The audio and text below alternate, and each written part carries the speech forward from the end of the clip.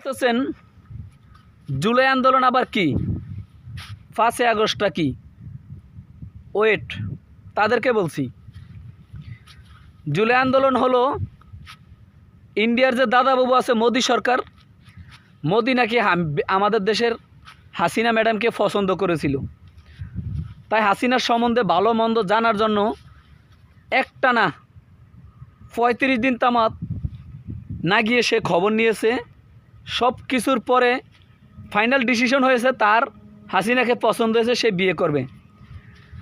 4 আগস্টে ডিসিশন জানানোর পরে 5 আগস্ট আমাদের বাংলাদেশের সর্বস্তরের জনগণ চিন্তা করলো আমাদের দেশের একজন প্রধানমন্ত্রী আবার বঙ্গবন্ধুর কন্যা, তার বিয়েটা তো এমনি এমনি দেওয়া যায় না।